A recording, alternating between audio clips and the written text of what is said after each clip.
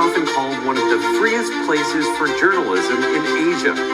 But many reporters here say the pressure is growing, not from outright censorship, but from political polarization, online harassment, shrinking newsrooms, and the constant battle for clicks and attention. At the same time, across the region, independent journalism is disappearing. Now signing off. From Hong Kong and China to parts of Southeast Asia. So can Taiwan resist the global decline in press freedom? Or are the warning signs already here? Now, here to answer that question are two Taiwanese journalists with international experience. Chris Lee is a reporter at Domino Theory, where he covers Taiwan-China relations, tech policy, and regional security. And Stacy Xu is an assignment editor here at Taiwan Plus. She spent 5 years in Washington, D.C., covering U.S.-China-Taiwan relations for Radio Free Asia and Taiwan's central news agency. Thank you both for joining me. It's good to be here. Taiwan is considered one of the freest media environments in Asia, but we saw in the most recent index from Reporters Without Borders about world press freedom that Taiwan dropped 4 spots in the rankings. Should we be worried, Chris?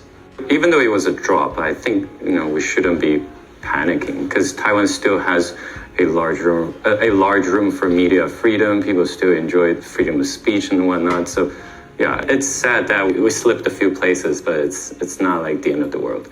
What do you think is the biggest pressure or the hardest thing for reporters here in Taiwan?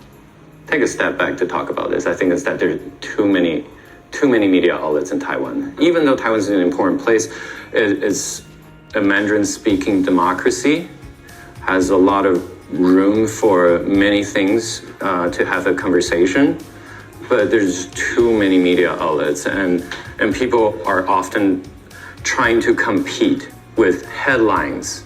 But it's the media industry. We understand everyone only has a few split seconds these days to grab information. So everyone is really in that tough competition to grab, to show a very eye-catchy headlines or that catchy quote to grab somebody's attention. What do you think is the biggest pressure for journalists in Taiwan? If you talk to any reporter in Taiwan this day, you could hear them talking about KPI. That's the thing that the company care about the most. What that means is they care about the clicks that each news article get. But like Chris mentioned, we're now competing with people consuming their news on social media, which tend to be faster and then more like clickbaits. And then so when you're kind of competing with that, that means that journalists have to be fast, may not have the time to fact check properly. That to me is the most difficult thing I think reporters are facing in Taiwan. Now, if you look at Taiwan's media, there's a wide spectrum of different types of media representing different political perspectives. Some people have said that the wide polarization of media is actually what's making things difficult in terms of consumers or viewers or readers trusting what they see in the media. Do you think that there's a problem with trust?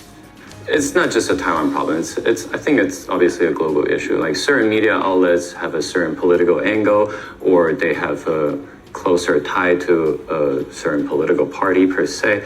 And not just that, actually, to kind of piggyback on what Stacy was talking about, social media, people are also trusting more from content produced by social media personalities. They go to that particular person to consume information.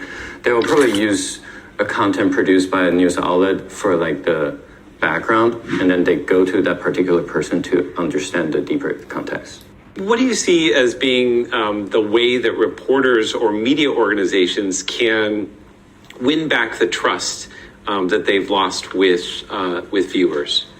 As public media here, I feel like trying to be just presenting the facts, trying to be as neutral as you can, and also prioritizing accuracy over speed when you can, when your manager allows it. I think that's a key factor in this.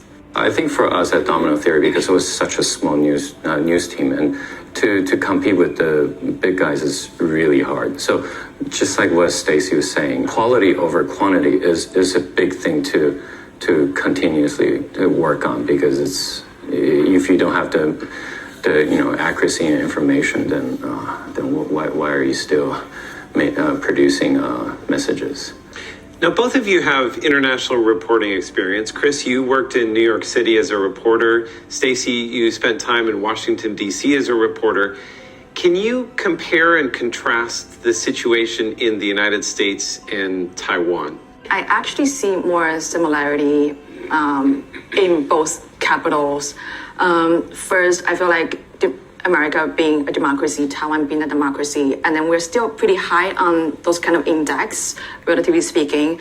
And then so when I was first started in DC, you have easy access, you have transparency, meaning it's easy for reporters to find data.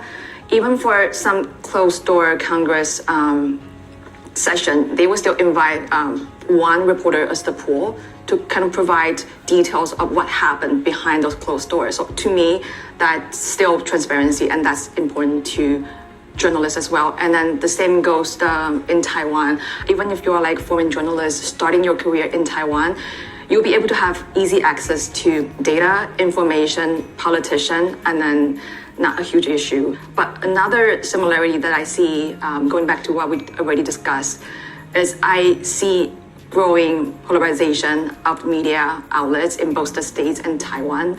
And to an extent that I feel like people nowadays, when they're listening to the news, they're just parroting what they're seeing. And then that kind of worries me, because that might mean that they're kind of losing their ability to critical thinking, which I think is very vital to combating fake information. So what about mainland China? The issue of freedom of speech in mainland China is often associated with internet censorship, government regulation of the media, and the restriction of discussing certain political and social topic. While these measures are sometimes justified as maintaining social stability, they may limit access to information and the expression of diverse opinion.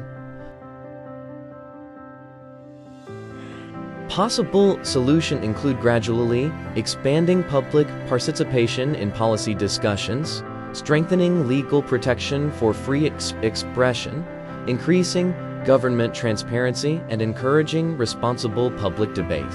These steps could help balance social stability with innovation, accountability, and social progress.